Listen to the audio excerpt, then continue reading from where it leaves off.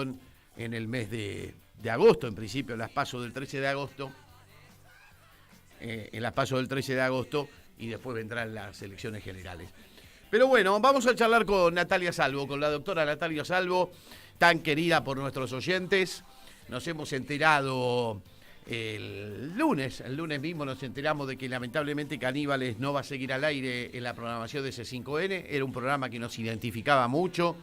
Yo creo que fue un faro en estos años tan difíciles de poder hacer periodismo crítico, análisis crítico, y eso le sobraba a Caníbales, ¿no? ¿Qué tal, Natalia? ¿Cómo estás? Bienvenida a la tarde de Radio Caput. Te saluda Javier Vicente. ¿Cómo andás? Hola, Javier. Buenas tardes. ¿Cómo estás? Bueno, los oyentes lamentando mucho el final de Caníbales. Era un programa que la verdad que lo seguíamos con fruición, nos gustaba mucho, nos identificaba mucho. Y si bien es cierto que Duro de Lomar también es un programa caro a nuestros sentimientos, me parece que no entendemos por qué no había lugar para Caníbales en la programación, Natalia. Bueno, nosotros no solamente que lo disfrutábamos muchísimo, sino que lo hacíamos con mucho amor, y créanme que eso es así. Encontramos una sinergia que se fue produciendo a lo largo del programa entre todos los que participábamos, todos y todas, ¿no? Nuestras perspectivas, nuestros abordajes, así que eso era fundamental para poder disfrutarlo. Bueno, no sé si será que todos los ciclos tienen un fin, pero lo cierto es que este lo tuvo. Así que no mucho más, hay otros programas en la señal de cable que también hacen muy buenos análisis políticos. Vos mencionaste recién Duro de Lomar, también está las grandes editoriales que hace Fernando Borrón y su equipo. Así que, bueno, estaremos en otras trincheras y desde otras dimensiones y de otros espacios desde ya.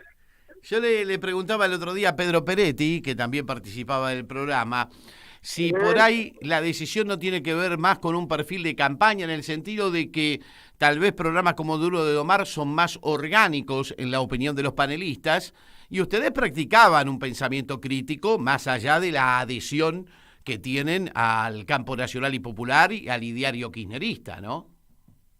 Mirá, yo no soy exégeta de quienes hacen las programaciones, tendrán sus motivaciones,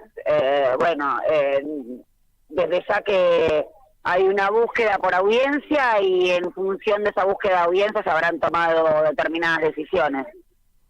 Pero la verdad que desconozco. Nosotros sabemos que no salimos más por una cuestión de fin de ciclo y por otra cuestión de... Hay otras programaciones, como te mencionaba, ¿no?, que tienen un formato similar. Claro. Natalia, ¿cómo estás viviendo este momento tan particular una vez decididas las candidaturas? Hay un debate en el seno del campo nacional y popular. Me imagino que de alguna manera o participás o te llega de parte de los compañeros ese debate. ¿Qué podrías decirnos al respecto?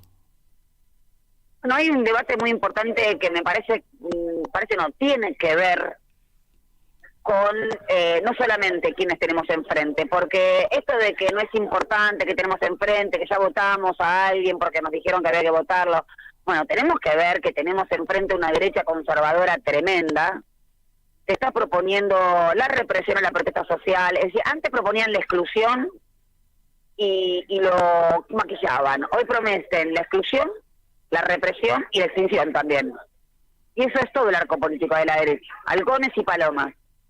Dentro del frente, creo que existe Unión por la Patria, grandes diferencias entre cómo llegar a ese objetivo de la justicia social. Pero me parece que lo que por lo menos yo escucho ahora de parte de colegas, de compañeros y compañeras, es que esa disputa de sentido o de distintas líneas más cercanas al kirchnerismo duro, como le llaman, ¿no? Y cuando digo kirchnerismo duro me refiero a una forma de hacer política y una ampliación de derechos y una forma de conducir el Estado.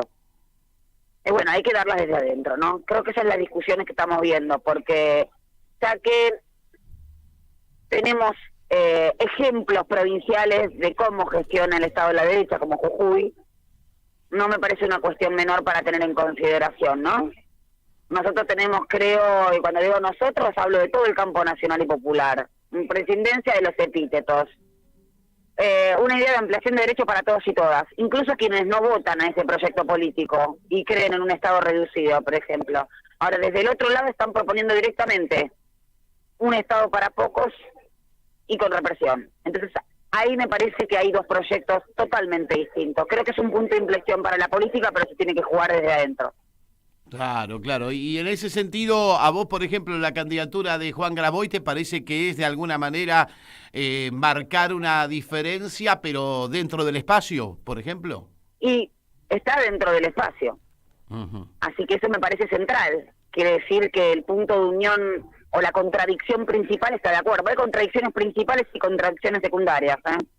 Y a veces en la contradicción principal ves que el enemigo está bien parado. Entonces, si no digo el enemigo, no el adversario, ¿eh? Entonces creo que Grabois expresa un pensamiento importante dentro del espacio político de Unión por la Patria, lo hace desde adentro. Lo que me da cierto temor es la lectura política que siempre hace el poder, por ejemplo, de las elecciones que pueden llegar a suceder en la PASO. Uh-huh. ¿Vos crees que se pueden agarrar de un buen desempeño de Grabois para bajarle el piné a Massa, por ejemplo?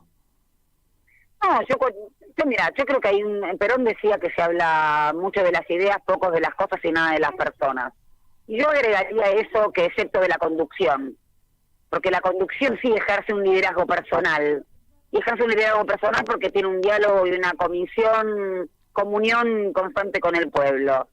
Entonces, desde ese lugar creo que sea más, obviamente, es trascendente, hay un juego ahí de alianzas, desde ya, buenas alianzas políticas, pero mi temor es que obviamente el poder siempre hace una lectura de asimilar la candidatura de Grabois, que es un gran compañero y político, a lo que podría asemejarse a Cristina, y Massa, por ejemplo, tener una lectura, ese poder que va a intentar desunirnos, de que los votos son propios de él. Entonces yo creo que el poder siempre va a querer debilitar a Cristina porque es la conductora.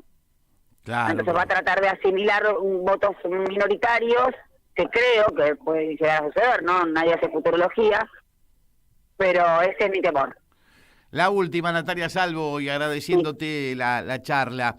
Algunos tenemos temor de que tal vez el día 11 de diciembre comience el masismo y se termine el kirchnerismo, ¿no? También. Uh-huh. Sí, es que ahí es donde yo vuelvo a que no podemos hacer futurología. Por eso digo que es una opinión personal que tengo. ¿Y esto por qué lo digo? Porque cuando Néstor Kirchner aseguró el gobierno, también quienes se corrían por izquierda decía que había llegado de la mano de Duhalde. Y como la agenda es una derecha, o la derecha es una agenda, mejor dicho, sin perjuicio de quién la encarna y la lleven a cabo, bueno, también tuvimos políticos que no llegaron de lo que la sociedad consideraba el progresismo y sin embargo tuvieron un programa político y política que sí fueron peronistas. Y así tenemos muchos ejemplos. Creo que la forma incluso de interpelar o mantener dentro del escampo nacional y popular es haciendo fuerza desde adentro. Bien, gracias Natalia Salvo, No, muchísimas por gracias. favor. Y bueno, toda la solidaridad del caso, porque la verdad que el hecho de que se termine Caníbales para muchos representa de alguna manera va a representar una ausencia, ¿eh? Nos sentíamos muy identificados con el programa y con el debate que ustedes daban. Créeme y créannos, porque lo hablamos continuamente con quienes integraban el programa, que nosotros lo sentimos, esa misma ausencia y extrañamiento igual. Extrañar, ¿no? De extrañar ese espacio, y más allá de que no veamos a las personas que están del otro lado de las pantallas, sabemos que como en la política son las que efectivamente bancan un proyecto. Sin dudas. Natalia Salvo, gracias, hasta la próxima. Natalia Salvo, hasta la próxima. Charlando con nosotros aquí en la tarde de Operativo Clamor en Caput. ¿Y qué nos dicen los oyentes? Bueno, se pueden comunicar al 1165164446. Ahí nos dejan su mensajito, 1165164446. Y bueno, participamos de esta horita de debate a flor de piel, sin ningún tipo de condicionamiento y mucho menos sin ningún tipo de disfraz, así, cara a cara, diciéndonos lo que creemos. Y yo creo que la candidatura de Massa no es buena para el campo nacional y popular, más allá de que sea en unidad o que sea competitiva, y hasta que pueda ganar la elección, una elección difícil donde el fascismo se muestra fuerte, muy fuerte, ¿no es cierto? Pero bueno, qué sé yo, esto es como el cuento de Caperucita. Muchas veces te pintan que viene el lobo y de tantas veces que no viene te termina creyendo que es un chamullo. Y después viene el lobo y agarrate, ¿no? No se puede jugar tampoco, me parece a mí, con el discurso del cuco, porque la gente termina no creyéndote, y con la fábula del lobo, ¿no? Y me parece que lo más importante son las propuestas. Y yo hasta ahora, la verdad, que a Massa no lo veo proponer nada. Y si lo tengo que juzgar por su gestión de ya casi un año como ministro de Economía, mi opinión no es buena, todo lo contrario, ¿no? Pero bueno, así estamos en la tarde de Caput, donde ahora nos animamos a escuchar buena música, hablando de caníbales, hablando de ese programa tan lindo que se hacían los domingos a la noche en C5N, y que yo pienso que le dieron salida porque ahí había tipos que no eran orgánicos en el sentido de que les bajaran línea. Los tipos tenían su propio pensamiento, compromiso con el kirchnerismo, con el campo nacional y popular, pero nadie les iba a decir lo que tienen que decir. En cambio, hay otro programa donde ya se nota demasiado, ¿no? Que le dicen, hablen bien de Massa. Y por eso ocupan ese espacio, lamentablemente, ¿no? No vaya a ser que en la elección pase lo que pasa en los tiempos de guerra, que se dice siempre,